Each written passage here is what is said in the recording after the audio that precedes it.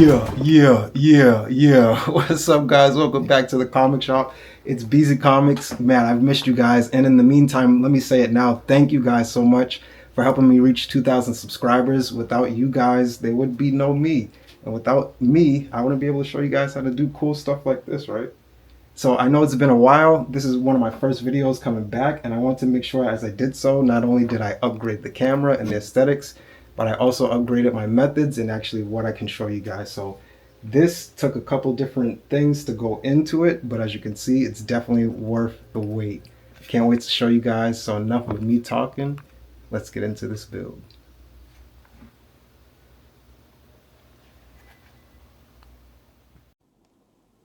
Just make sure everything is looking right. Yes, sir. Yes, sir. What's up, strangers? It's been a while, guys. Man, I haven't seen you guys since my last video, right?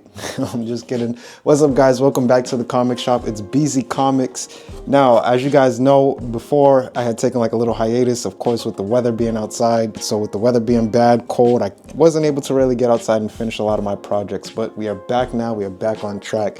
And as you guys remember, I was working on this Black Panther helmet. Now, if you haven't seen the first Black Panther helmet that I made, definitely check out this video here. Because in this video, I kind of want to go into adding like a couple more details and just making this pop a little. Now, what do I mean by that? Well, as you guys know, in the Black Panther movie, vibranium was one of the biggest things. And one of the biggest things that I liked about his suit was how like when the suit did come on, how you can see like all the like purple lights and the different effects actually come through not only his mask, but his suit. And I like when they did the upgrade where every time he got hit, it would charge up and then explode from there. So of course I can't really do that, but I can give the different colors and effects. So as you guys see, some of the video, just a heads up, I did lose a little bit of the footage, but as you can see, I have a lot of painter's tape going all over the helmet. And what I'm gonna do there is use some, basically the same stuff that I used on these Blades of Chaos, which is that liquid painter's tape. I'm gonna use on this after this stage and make everything kind of like seemingly like glow through the paint, guys. It's gonna be freaking crazy. All right, so I know it's been a long time, so enough of me talking. Let's get straight into the build. What we're gonna start out with first is how I scaled this helmet, how I got it on from the file to the printer. So if you're new to the channel, if you're new to 3D printing, I know with every new year, everybody gets new 3D printers and everybody wants to get straight into it. So I'm still gonna help you guys out, but then I'm also gonna show you guys how to do like a little bit more advanced stuff with not only the paint, with manipulating paint, with how I'm gonna make these LED eyes come out to light, and how I'm gonna make the LEDs come through the paint as well. So there's gonna be a lot in this video, so definitely make sure you kick back, relax, and ready to enjoy this magic. So enjoy this quick time lapse, and then let's get into the actual production. Let's get to it.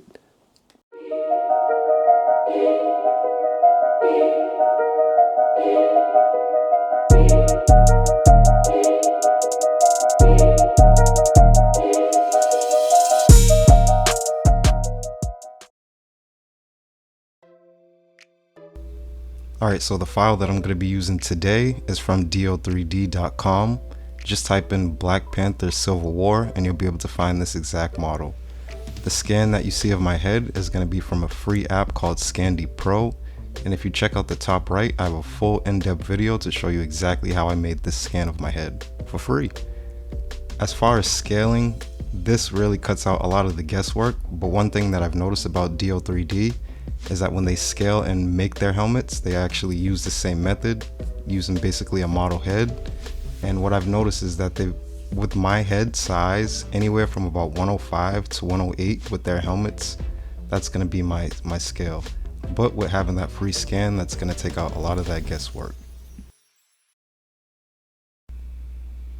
From there, basically after I get the scale of the helmet, what I do is try to orientate the helmet in the best possible way to reduce any kind of overhang and to make sure it's gonna need like basically no supports. So I try to cut out the needs for supports on your models or on your slicing scanners or files, whatever website you use. Usually they have something to indicate where supports will be needed. So I just try to orientate the helmet in the best way to where I don't see any supports being needed. And you guys always ask for settings, so here's what I basically follow, or basically the main things that I use.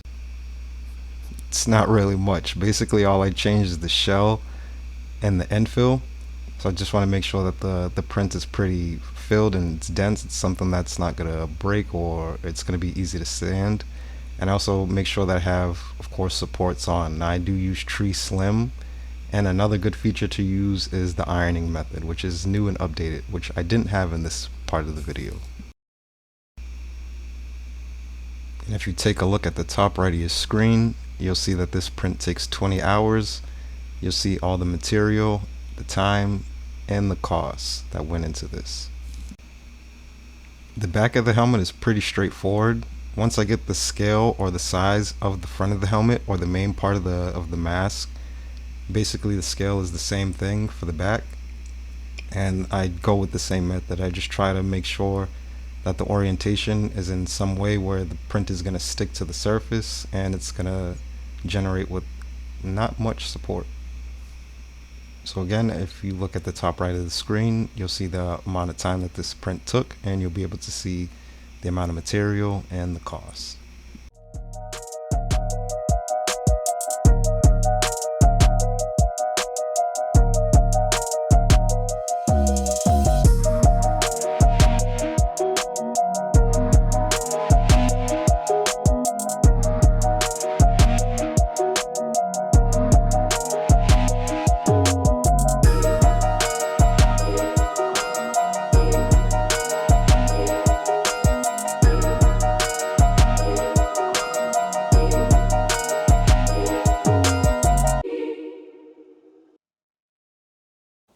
All right, so I didn't want to bore you guys with actually showing me putting painter's tape over this. It's pretty straightforward. Just where I want the lights to shine through, I put some painter's tape.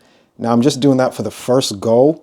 Right now I'm gonna go ahead and hit this with this first layer of black paint and get all of that coated over. After I do that, I'm gonna then take off the painter's tape and then add this here liquid painter's tape. The reason I'm doing that is because I want the lines to be a lot sharper going along and everything, so that's why I use this at first. And now since I'll have like the actual color and the lines nice and sharp through the paint, through the after the paint process, then I'll take this liquid painter's tape, and this is just going to be to hide or to keep as much like little spots and little speckles as much as I can, and then I'm going to paint over that.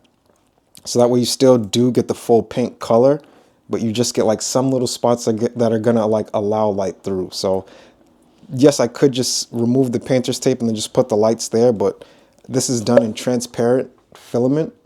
So as you know, it's going to be like a whole bunch of bright white strips. It's not going to look right in that sense. You're going to see the black, and then it's just not going to look like the helmet. So this is why that's why I'm taking this approach to paint everything first and then have those good lines, then add this liquid painter's tape, keep as much of that detail from the actual like transparent as I can, and then make everything pop. So let's go ahead and add some paint to this, and then I'm going to show you how I'm going to add this, and then we're just about there.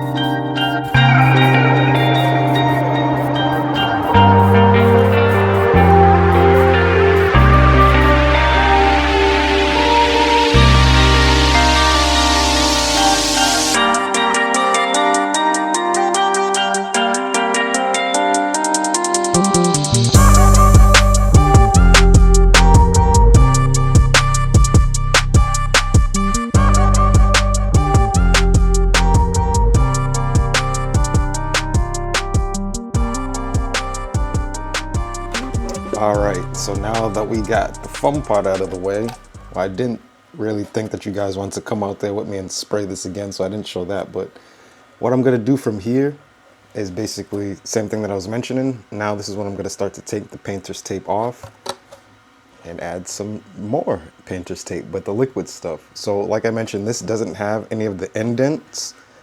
So I'm just gonna apply this very lightly. It takes a couple minutes, maybe a couple hours to dry, and then I'm just gonna do a light coat of black over that, and then a clear coat, and this will all be done. I have the back as well, just about finished. But I mean, that's just like sanding and painting, so I'm not gonna really get into that. But let's go ahead and get into the main part and go ahead and add this liquid painter's tape. Let's get to it.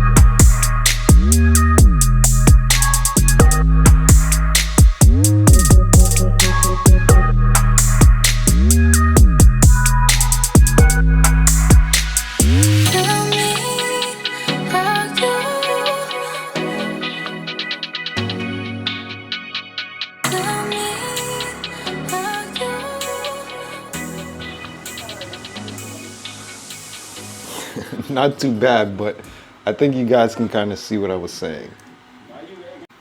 So yes, the lines are very smooth. It looks great.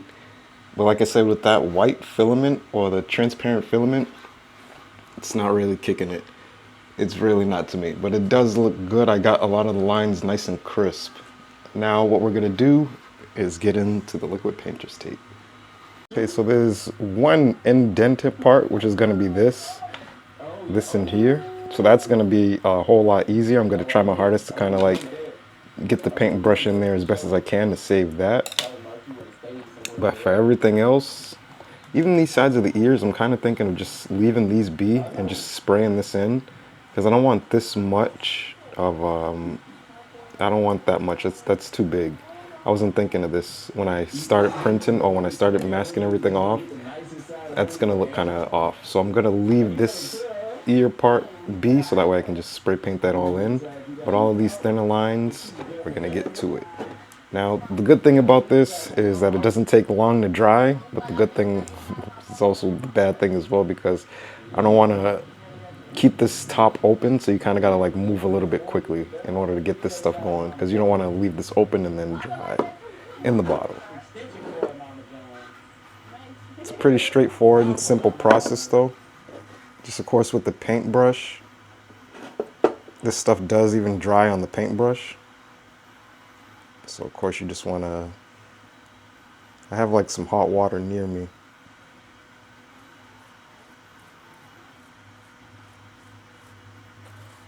So that way if it does thicken too much, I could take it off.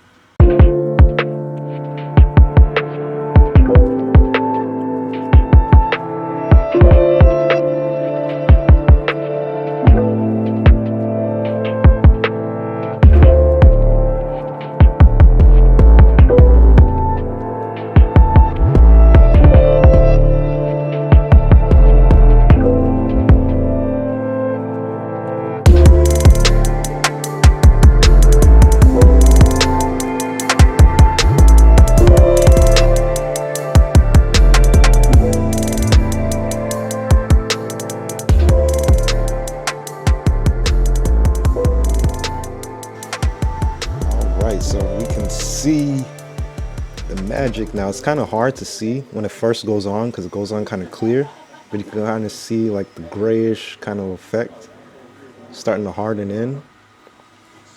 Like I said, what I basically tried to do is just focus on switch up. That's Spidey. We don't want Spidey. What I tried to do is just focus on staying on the lines. And anywhere that I had seen any of the lines, I just masked it down like that, basically. Bear with me, guys. I'm still getting used to this new camera. But like I said, more so by the ear. I didn't put any by the ear, but coming down here along the side, coming down here like on the chin strap, that all has it. Up here at the top where we had the indent is going to have it as well. You can see it a lot easier there. So like I said, I'm going to let this coat dry, and then just to make sure that this effect really works, I left some on my finger to know when it's dry. No, I'm just kidding. I'm gonna add like another second coat of this. That way I could just make sure that this stuff really does stick in there. And then we'll go ahead and add some paint, finish up the back, add the LED eyes and the LED lights, and that should be a wrap. All right, and as you can see, it's already starting to dry up. So that's one thing that I like, is that you can tell the difference between when you just freshly applied opposed to when it's dry. So I'm gonna let this really harden. I'll probably just let it sit maybe for a day, maybe, but we're gonna let it dry, and then we're gonna add the final paint and then unmask, and then we're gonna check it out from there and see if this actually works. So without further ado, guys, let's get to the magic.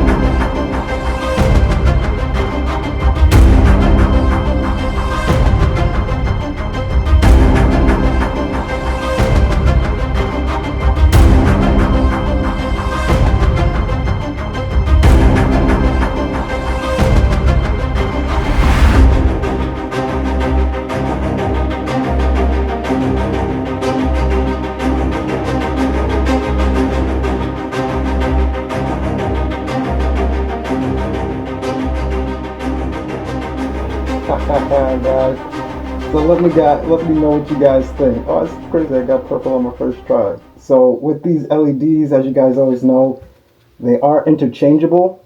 One thing that I didn't check out though was if they needed a USB pack or if they were like battery powered. So right now I am connected to my computer, but nonetheless, let me know in the comments what you guys think, because to me, this is freaking bananas, guys. I love the way that this finally came out.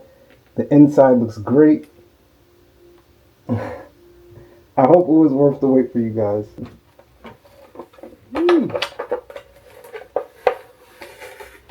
So as you can see, it's a pretty snug fit.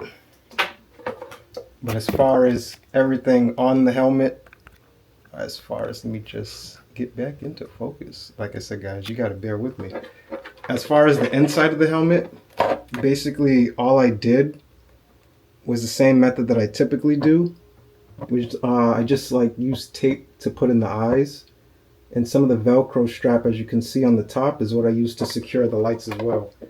Basically all I did was secure the lights, or just trace the lights all around the helmet, of course, where I had the transparent tape, and that's pretty much there. That's pretty much what it was from there. I didn't record that because it's kind of hard to show you guys that, like in that small of a space. My biggest thing now is which color, because that blue looks crazy. Which color should I use to actually display this in the thumbnail? But besides that, as always, guys, I hope you guys really did enjoy this one. Like I said, it was cold. There was some crazy weather that I had to deal with upon the creation of this. So I hope it was worth the wait for you guys. I hope you guys did learn something a little bit new, especially going on with the liquid painter's tape. Again, that's one thing I did want to mention. You'll notice that on some of the spots, you do see it's back to black. So basically what I used was just one of the 3D printing, not 3D printing, but I do have these Posca pens. And as you know, like that kind of a marker isn't going to really create that strong of a paint. So that's what I use basically after the liquid painter's tape to still give it that beautiful effect. But oh my goodness, guys, let me know if I hit this on the mark or not, because this thing is freaking crazy. And also, guys, thank you so much. We've reached 2,000 subscribers, guys. Like, this is the first channel that I've made, and it's super impressive to see how we're growing steadily, how I'm even growing with my cameras and what I'm using to show you guys, and even my methods as well. So, as always, guys, we're going to keep growing, and I'm going to keep showing you more. But besides that, guys, as always, it's BZ Comics. Peace.